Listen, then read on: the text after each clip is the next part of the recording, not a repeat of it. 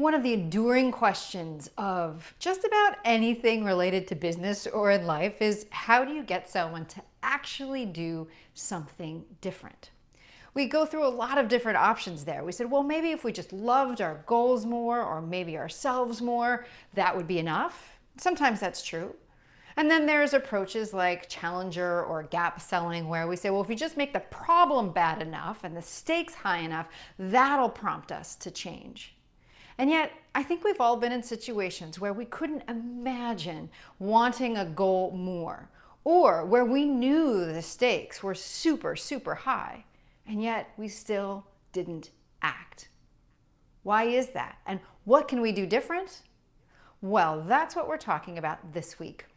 I'm Tamsin Webster of tamsinwebster.com, and this is Find the Red Thread.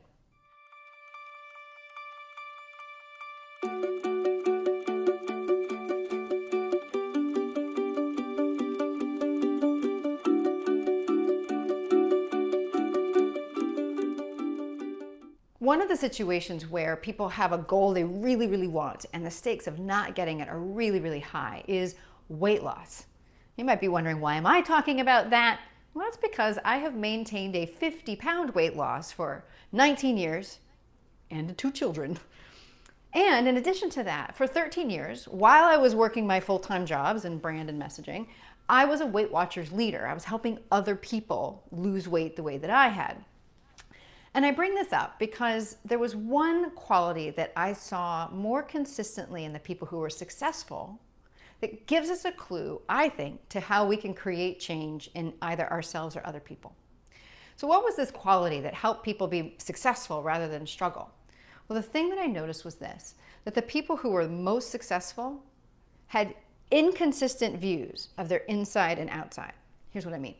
That who they saw themselves as on the inside, capable, valuable, smart, funny, whatever it might have been, they saw that as inconsistent with who they saw themselves as in the mirror.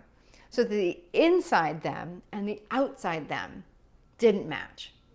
And it was that tension of inside versus outside that was consistently the thing that I saw drive people to do the very hard work of changing behaviors permanently. In contrast, the people who struggled were the people where that wasn't inconsistent. Either they believed that who they look like or what they look like on the outside was in fact who they were. They believed that they were overweight by genetics, or this was just the way they were meant to be, or maybe they did have some issues of self-love or whatever.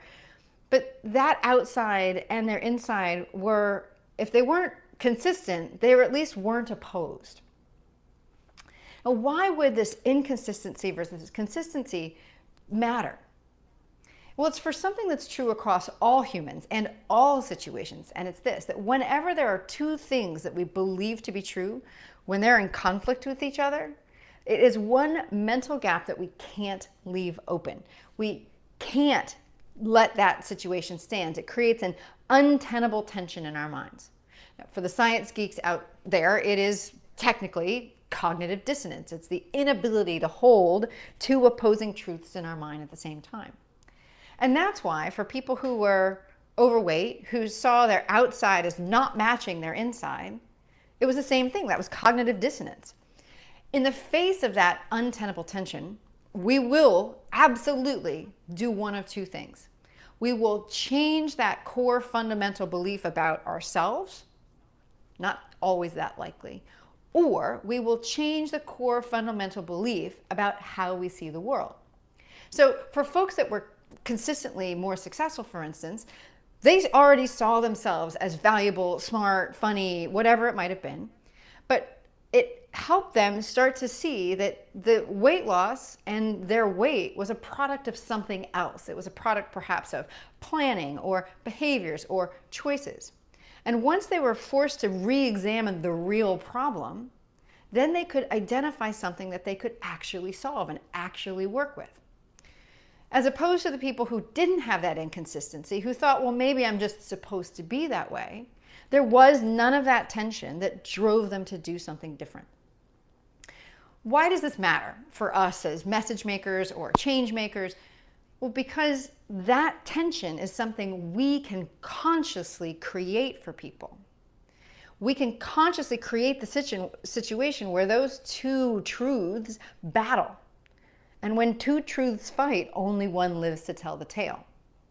And this is why I've broken down the red thread the way that I have, because it sets up three different possible ideas, concepts that can be put in conflict. The first is, what is it that you want? What is the thing that you're trying to get? That's the goal. The second thing is, what's the real thing? What's the real problem you have to solve? That's the problem. And the third concept, and honestly, this is the most important, is what is the fundamental truth about you, yourself, your organization, or if you're talking to clients and customers, that they believe about themselves that makes the other two, the goal and the problem, absolutely impossible, inconsistent with that fundamental belief.